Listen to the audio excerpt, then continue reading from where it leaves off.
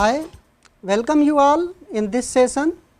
In this session, we will talk about basics of C++ programming, and this topic is related to your BCS 031 course. As you know, programming is one of the important component of the computer science study and computer science application study. As a student, we give more emphasis towards programming and problem solving when we pursue our courses. Whatever theoretical courses we study, we learn, we try to implement those things using our practical skills, using our programming skills, and for that we learn programming languages.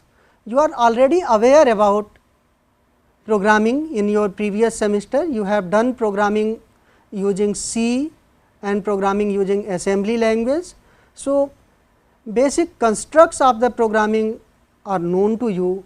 You know what is meaning of programming, you know what are the components are there in the programming, and when we talk about programming using C++, we talk about a little bit shift from the concepts which we have used in our C programming, and we have learned that C programming is a structured approach of programming. Do you know what is meaning of structured approach? In that approach, what actually you are having? You are having different modules, and those modules, by combining you are making solutions. What are those modules? Those modules are called our functions. So, we make our functions, and those functions what we do? We call those functions to solve the different section of our problem. In this session, we will try to revisit what actually we are going to use in C++ programming as a basic constructs, right.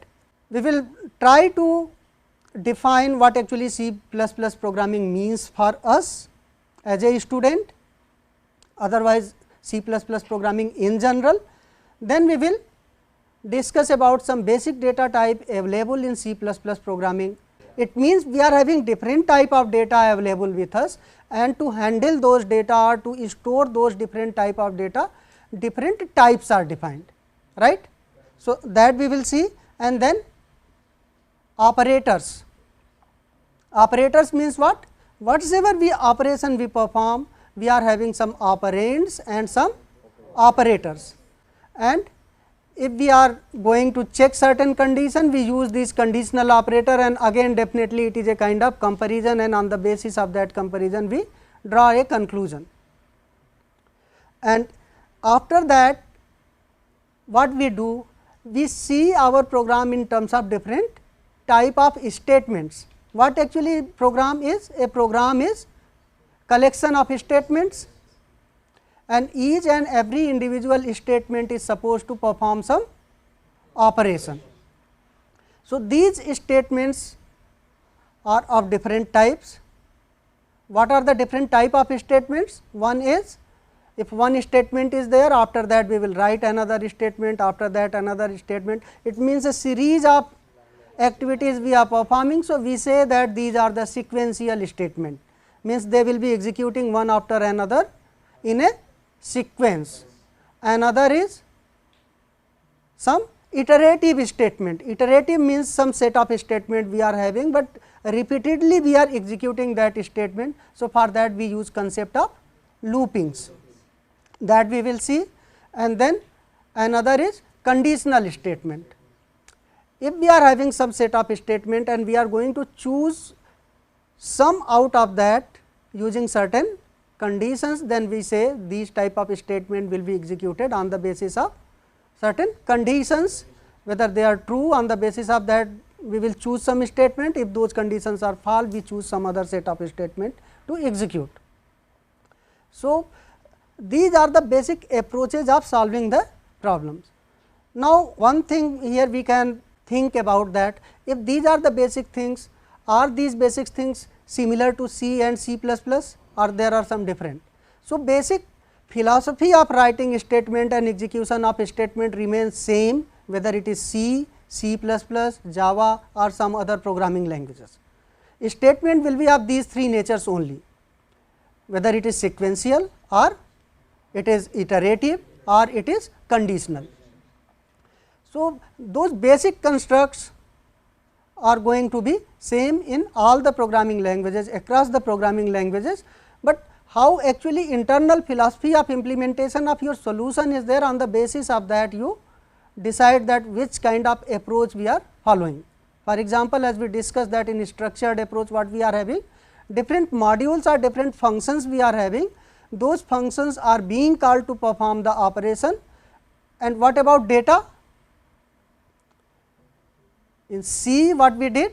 We declare some data or some variable global variable, and some variable or some data local to the method or function.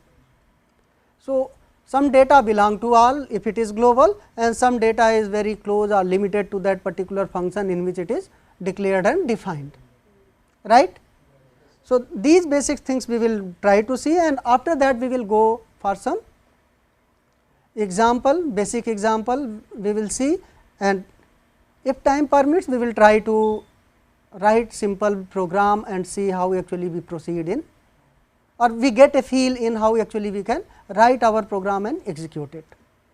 So, with this you can see on the screen a C++ program is defined as a collection of objects that communicate with each other by invoking or calling each other methods. Now, if we discuss around this statement, what is meaning of it? We are not talking about C++ program is collection of methods, functions. We are talking about C++ program is collection of object. Entity means what? Entity means anything which we can thought of as existence in terms of physical or logical. So, in our programs in C what we did not thought about anything in terms of objects. Object means, if let us talk about objects as a student. So, a student is an object, and that object is having certain property and certain behavior. Similarly, if we talk about teacher, teacher is an object. The TV screen which you are seeing, that is also as an object. If we see all these three objects which are being used for the purpose of solving this individual problem of delivery of lecture, many other objects are there. For example, the camera being used in this studio is object, and many more you can visualize now. Even the pen which you are having in your hands right now is an object, the chair on which you are sitting is an object. But in object oriented programming, all the objects together we are not going to use. Obviously, we talk about objects in very specific context. So, the meaning of this statement is that it is defined as a collection of object. Collection do not means that you take anything and put in your collection. Collection is something which is very cautiously chosen. So, objects are very cautiously selected or chosen for our problem solving. We will think about only those objects which really belong to our problem when we are solving a specific problem, right. So, in general concept of object is okay, this whole world is interacting with object, moving with object, whatsoever we can thought of which is having an existence in terms of logical or physical is an object. So, majority of the things which we see around us in this world is an object. So, that is why when we will discuss in our next lecture about objects and classes in little bit more detail, there we will give more emphasis on what actually object is and how we should feel about object oriented programming, and how gradually we should move from the thinking which we have developed as a student of C++ course or as an expert of C programming, to gradually move from C programming to C++ programming. Now, let us discuss about the primitive data types, some basic data type which are available in C++, you can see on screen, list is available here. Boolean, character, integer, floating point, double floating point, and one is valueless void. So, Boolean is used for storing values which are either true or false. Boolean is having only two value in itself, that is 0 or 1, true or false. And then character, and there are different character sets available, different kind of coding system available for representing characters. The very popular coding system is ASCII. ASCII codes or ASCII characters. And then integer, numeric value, and that is whole numeric value, it is not having fraction in it. For example, integer values, you can say the date, today date if you have to store, you will store as a integer. Today is 30th, so you will store that 30 in the integer data type, or you will declare a variable of type integer and in that you will store. So, for storing integer values we declare or have the data type that is integer, and then floating point, decimal means some fraction you are having, after whole some more fraction you are having, then floating point, and double is also the same. But one thing here we are not talking about the size, what actually the size of the individual variable which is going to store the value, that size is limited. For that, one method you have used in your C programming or you have learned, that is size of. Size of method is available to find out the size of individual data type supported by that particular system. So, that size of program we will see here for C++ programming, and from there we will find that what is the actual size of the individual data type available here. Void is valueless, it is just return the control from one place to another. So, void do not store any value. So, this is a program you can see on screen, you read it, very simple program, no complexity, simple use of size of method or size of function here, and that size of function is finding out the size of character, and then size of integer, size of short integer, size of long integer, size of float, and size of double. So, you can see the size of character is output also shown on the screen.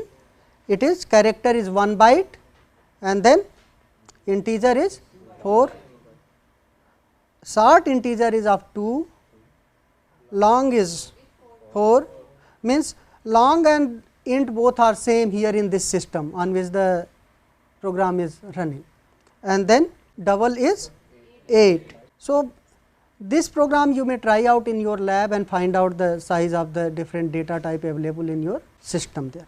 Sometime it is system dependent. Now, declaration of the variables, how we declare variables?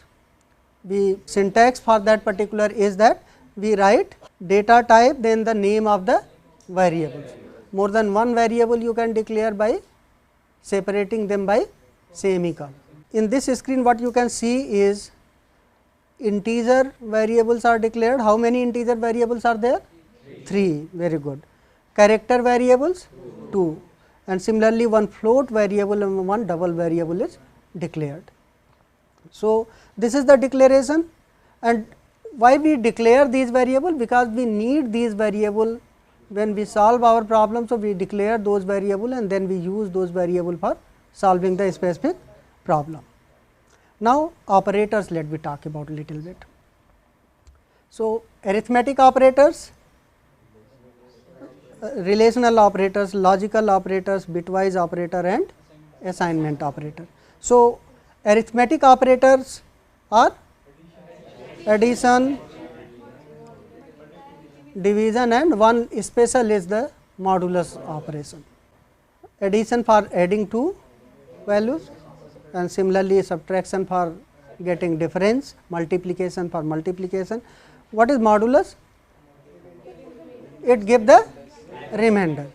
So, if we are having a value or variable, let us say a, and another variable, let us say b, and if we apply a modulus b, then it will give the remainder. It will divide a by b, and whatever the remainder is, that will be our modulus. Relational operator. So, it is for comparison purpose, and that comparison purpose include whether two values are same. For that what we check, equal to. If we are having two variable, let us say again a and b, if I say a equal to is double equal to sign here. So, a equal to b, it will tell true when if a and b both are having the same value, then it will say true, otherwise it will say false. So, we will decide on the basis of the result of that comparison that whether this stands true or false. Similarly, greater than, less than, and other is greater than equal to and less than equal to, and the last one is you can see on the screen, it is not equal to, right. And then logical operators. Logical operators are used. You have studied some logical operation, AND gate, OR gate, and something related to that in your computer organization course, that is MCS 012, right. So, in that you have seen, and similarly a replica of that is available here, and this says if we are having two variables, let us say again a and b, and if I am saying a, the logical operator AND, that is 2 ampersand, and then b, it means it will give true bitwise operator for performing the operation on a specific bit. For example, if you are ANDing some bit, or sometimes situations arise that you have to go and change the specific bit position. For example, let us say we are having some value stored in terms of 0 1 0 1, and on the basis of that 0 and 1 on that particular bit position, we are deciding some operation, and in the process we need to change the specific bit position. For that we use bitwise operator, and for that the gate, actually what you have learned, that gate system, that will be actually logic gate system, that actually will be implemented in terms of your programming using this bitwise operators, right.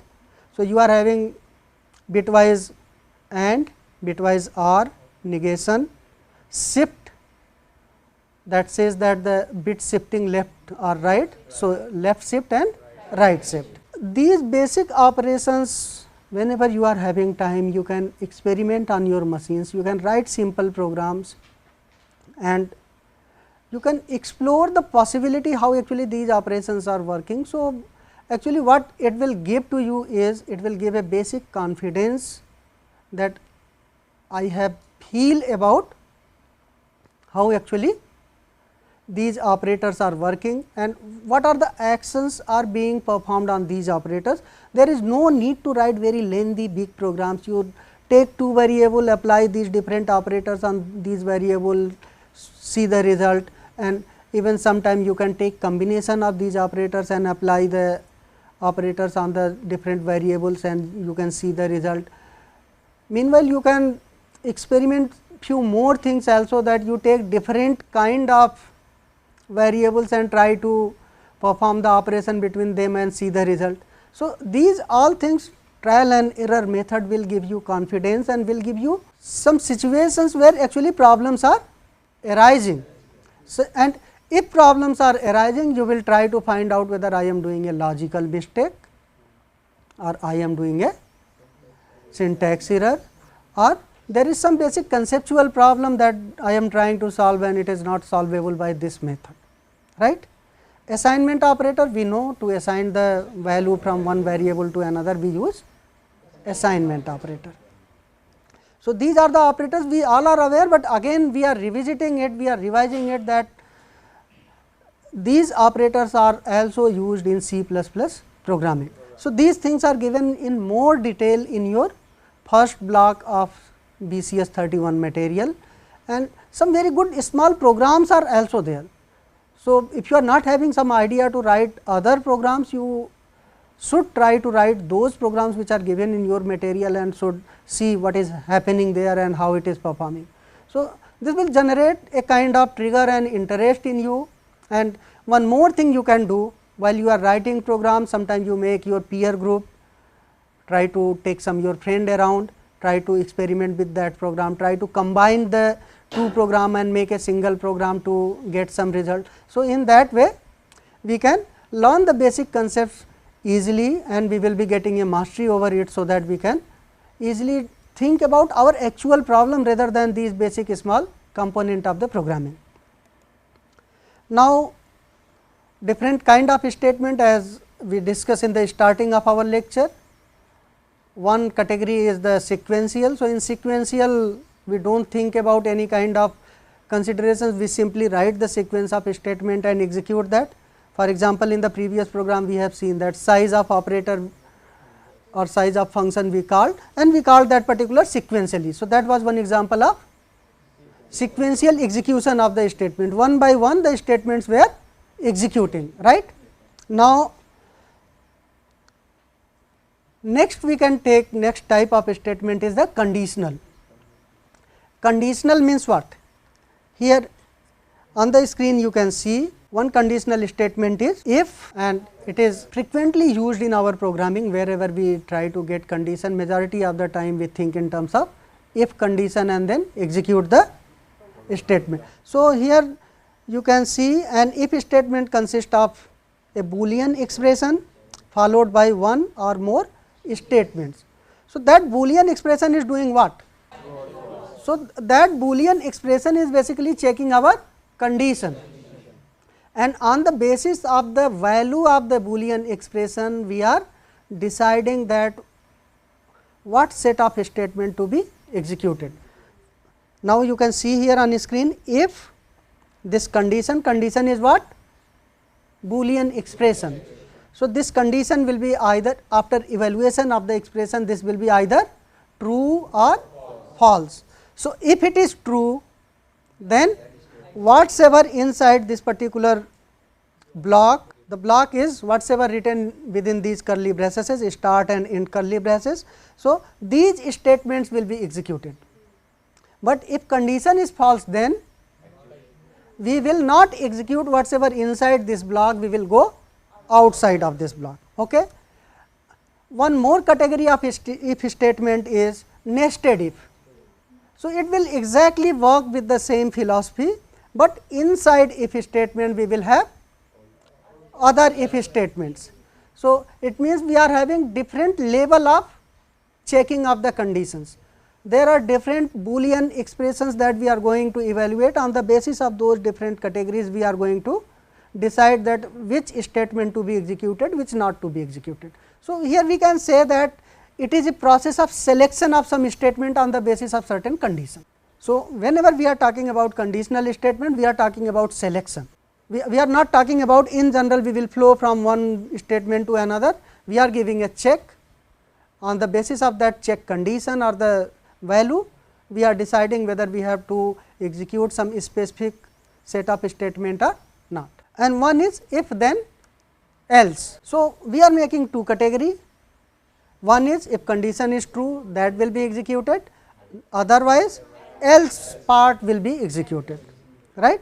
If condition is true, then statement 1 will be executed or statement set 1 will be executed, otherwise statement set 2 will be executed. So, these all things are having local effect in your programming, right. It is not that on the basis of single if statement you are going to decide what is happening in your whole program. At a specific point in your programming, you are checking whether some set of statement to be executed or not, some set of statement to be considered or not. Similarly, these all basic constructs we may think in terms of execution of objects also. These statements are simple statements for execution for performing some specific operation, but if we make an object and that object selection or rejection we are doing on the basis of certain condition, there also we are going to use if statement, whether one method to be called or not, one method to be executed or not. Even sometime we may decide that which variable to be passed as an argument to perform the operation, that also may be based on certain condition. So, those conditions we will apply and we will select the individual value or individual operation, right. Now, one conditional statement is switch. Switch is a kind of selection, but this selection is talking about one out of several. So, in switch this I is what we pass an integer value. So, this integer value will decide, it means we are having different cases, okay. We have to choose one and that selection will be on the basis of what is value of that I we are passing to it, right. So, here we are not checking condition, here we are taking value and that value is deciding that to which individual case we have to go. Now, looping. Looping means repetition. If the same set of statement we are going to repeat again and again, then we use loop. There are three loops which are generally very popular and used, and these are while loop, do while and for loop. So, while loop again start with checking of a condition, while, then on the screen you can see while, then what we are having condition and then some set of statement. So, this statement set will be executed how many times? Yes, according to the condition. According to the condition. It means until our condition is not getting false, till the condition is true, we will keep on executing the content or statements inside the loop, right. Now, it means what? There is a control, that control is our condition, and on the basis of that control we are giving entry inside the loop. So, where we change this control? Somewhere we have to change this control, so that at some point of time when our activities are performed, the control should signal that you go out of this loop, now activity is over. It means this condition when we are running the loop should move towards becoming false. It means what? If permanently the condition is true, then you will not come out of the loop, and definitely that is not a good logic when we are programming. So, we say that how many times we will execute this statement, 10 times, 15 times, 20 times, this loop will execute. Maybe if you are doing some big program 100 times, 1000 times like that, but after certain number of time the loop should exit. Otherwise, if infinite loop, you may write down one example when you are in your lab, that run an infinite loop and see how you can implement that. You always assign one specific value that is always true in the condition, and your loop will keep on running infinitely. But what actually as a programmer or as a student of programming language we learn, that when we are writing a program in which we are dealing with the loops, we think about starting point of that particular condition, and we think about that these are the things, when these are the things satisfied, my condition will become false and I will come out of the loop, right. So, that is very important, how actually you are going to implement your logic to make the condition from true to false. Even if your condition is in the beginning false, loop will not run at all, that also may be a situation. But if you are very sure that your loop is going to run at least once, then what you may use? You may use do while loop. In do while loop, what we do? We enter in the loop without considering about the condition. We check the condition after completion of the activities inside that particular block at least once, right. It means after completion of the loop we check the condition, but in while loop before entering in the loop we check the condition, right. Sir actually मतलब मैं पूछना चाहता था कि sir जब for loop हम अगर use करते हैं तो उसमें से टर्मिनेटर नहीं लगाते, क्योंकि सर वो इनफाइनाइट बार लूप रन करेगा और अगर वही डू वाइल लूप अगर हम यूज़ करते हैं तो उसमें टर्मिनेटर का यूज़ होता है, क्यों सर? फॉर लूप में आप क्या करते हो, इनिशियल कंडीशन देते हो और उसके बाद टर्मिनेशन का कंडीशन देते हो, और जो आपकी इनिशियल कंडीशन होती है उसको आल्टर करना शुरू करते हो। जैसे स्क्रीन पे आप देखो ज़रा, इनिशियली हमने क्या लिखा हुआ है यहाँ पे हमने लिखा हुआ है एक वेरिएबल आई है जो शुरू में क्या है 0 से इनिशियलाइज है, और हम क्या चेक कर रहे हैं, आई की वैल्यू n से छोटी या बराबर होनी चाहिए, तब तक तो ये चलेगा। जब आई की वैल्यू क्या हो जाएगी, n से बड़ी हो जाएगी, तब हमारा ये लूप जो है टर्मिनेट कर जाएगा। और i की वैल्यू अब हम क्या कर रहे हैं, यहाँ पे i की वैल्यू को हम इंक्रीमेंट कर रहे हैं। तो हर बार जब लूप एग्जीक्यूट करेगा या एक प्रोसेस साइकिल कंप्लीट करेगा तो i की वैल्यू एक बढ़ जाएगी। ठीक, अगर मान लीजिए n की वैल्यू कहीं प्रोग्राम में शुरू में आपने जो n है n = 5 लिखा हुआ है, ठीक, इसका मतलब n में हमने क्या सेव किया हुआ है 5। हम चाहते हैं कि हमारा जो ये लूप है 5 बार चले, 6 बार चले, 0 से 5 6 बार चले और उसके बाद टर्मिनेट हो जाए। तो ये पहली बार चलेगा तो i 0 है, कंडीशन सेटिस्फाइड है, ये जो हम चेक कर रहे हैं। So initial condition, terminating condition and the alteration in the condition, ये 3 चीज़ें चल रही हैं। तो इनफाइनाइट यहाँ कब होगा, यहाँ पे हम अभी दे दें कि i इज़ लेस दैन = 0 कर दें हम, मान लीजिए लेस दैन 0 का मतलब i ऑलरेडी 0 है और ये पॉजिटिव की तरफ जा रहा है, तो लेस दैन 0 तो कभी नहीं होगा। तो ये फिर एक तरीके से इनफाइनाइट लूप में चला जाएगा और कहीं ना कहीं हमने एक लॉजिकल मिस्टेक कमिट कर दी। ठीक, तो इस तरीके से हमें चेक करना है कोई भी कंडीशन हमारी। देखिए, जब लूप हम चला रहे हैं तो लूप किसी पर्पज़ से चला रहे हैं। जैसे मान लीजिए कि एक छोटा सा एग्जांपल हम लेते हैं कि 10 बच्चों के नंबर हमें जोड़ने हैं। एक एरे में हमने 10 बच्चों के नंबर अलग अलग रखे हुए हैं, उनको हमें जोड़ के सम निकालना है या एवरेज निकालना है। तो एक तो तरीका है कि सारे बच्चों के नंबर लें और सारे के 10 के अलग अलग हम फिर प्लस प्लस प्लस करें बारी बारी से, जो हमारा फाइनल रिजल्ट है उसमें। या तो एक पर्टिकुलर इंडेक्स जो लेट अस से नंबर आई है एरे का, उस आई को हम कंटिन्यूसली इंक्रीमेंट करते जाएं और एक एक को सम में जोड़ते जाएं और अपना लूप हम 10 बार चला दें तो वो जुड़ जाएगा। So loop is nothing but we can think about that the writing of same thing that many time. So instead of writing the same statements or same activities n time, what we do, we run the same activity n time, and that n is our condition. So there is one more loop, that is for loop, and it is also used for the purpose of looping, right? Now let us think about solution in terms of different methods and functions. So function means what? Function is a subset, independent section of the program to perform one specific activity or some specific activity. For example, let us say we are going to solve a problem in that we need square of a given number.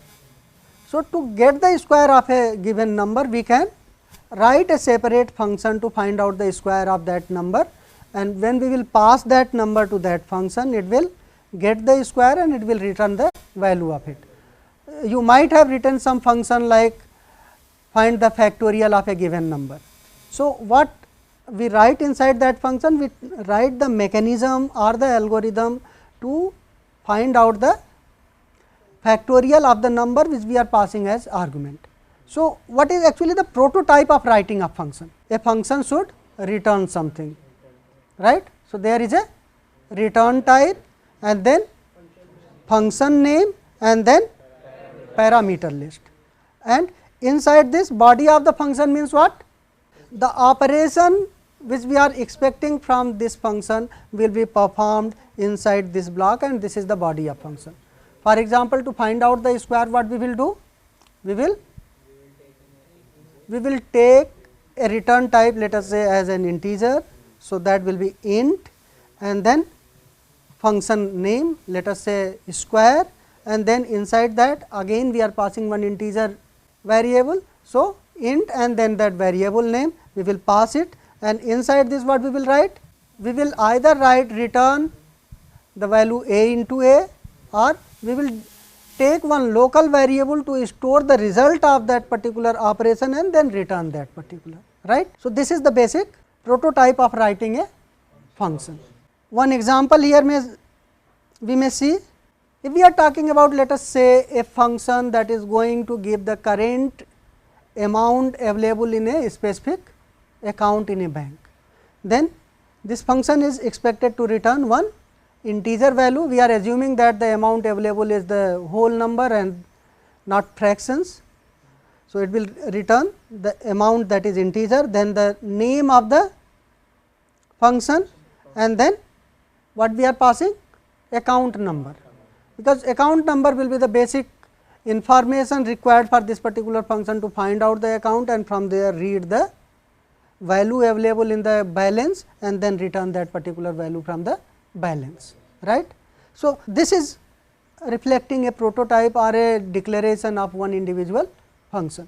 Similarly, we can thought of many examples, we have done already in our programming many examples, we have written different functions, and this type of prototype we use, return type, then name of the function, then parameter list.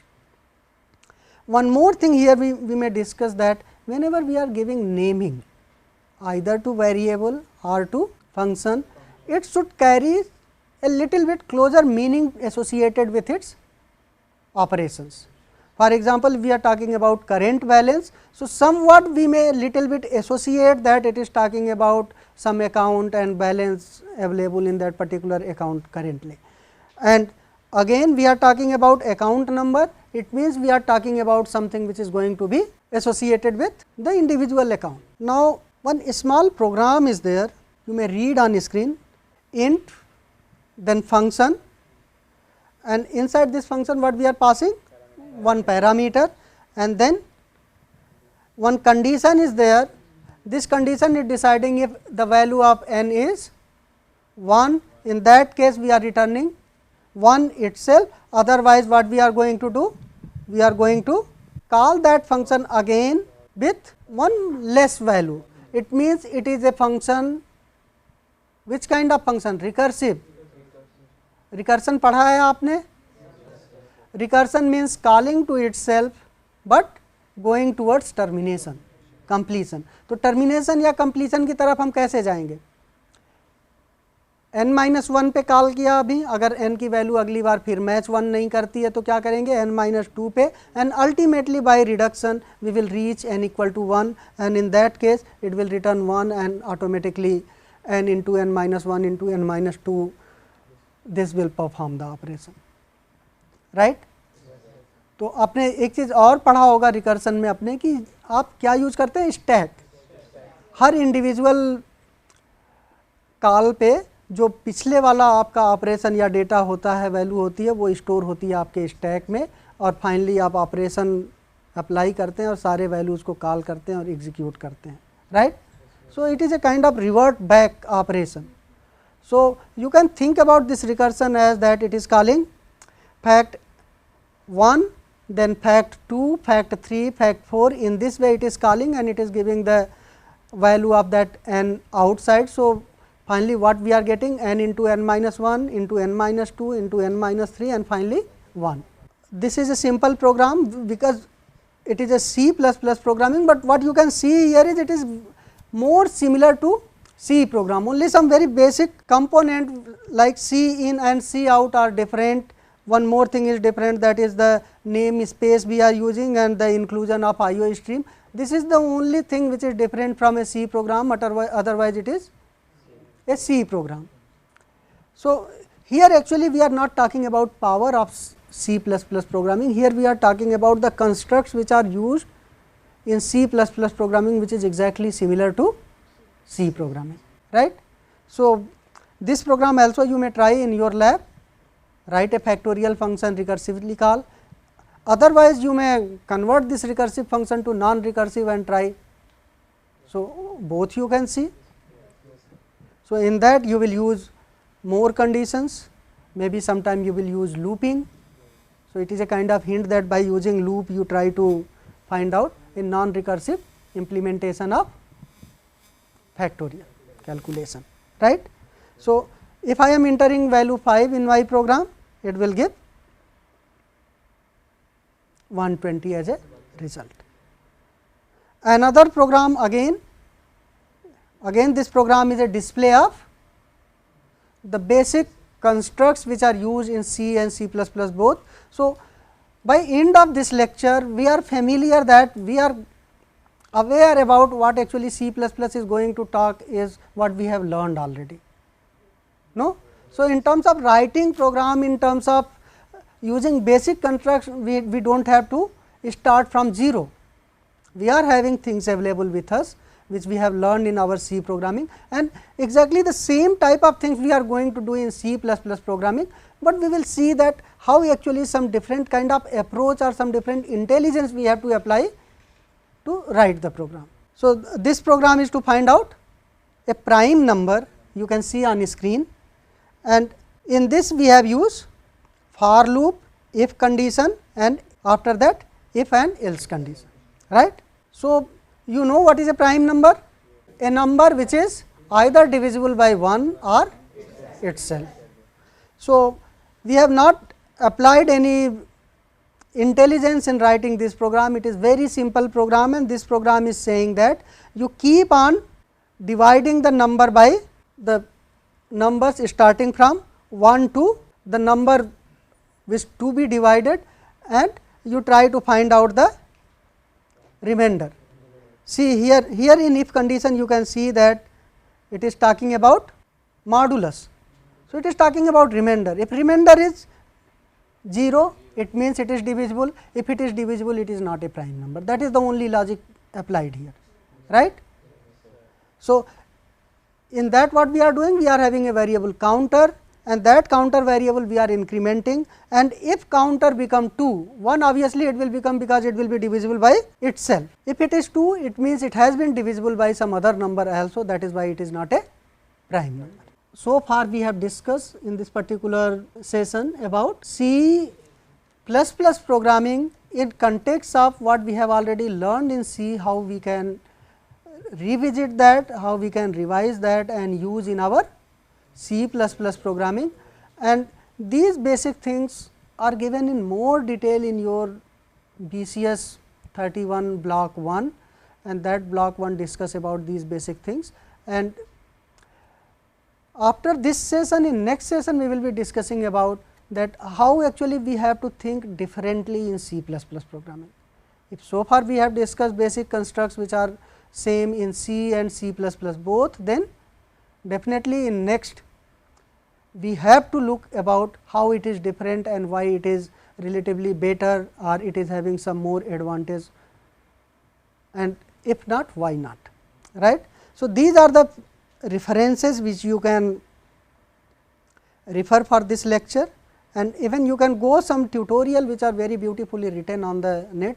These two tutorials are the reference tutorial I have referred for discussion with you, and the programming book which I have referred for this lecture is the D. Ravichandran programming book. This book basically talk the basic things of the programming in the beginning as we are discussing, and then it talks about object orientation. So, many other books and materials are available, you can see the references of BCS 1 material also, and you can find many things related to this, some programs in C++, even you can explore the net, you can explore some material available on the internet and you can learn from there also.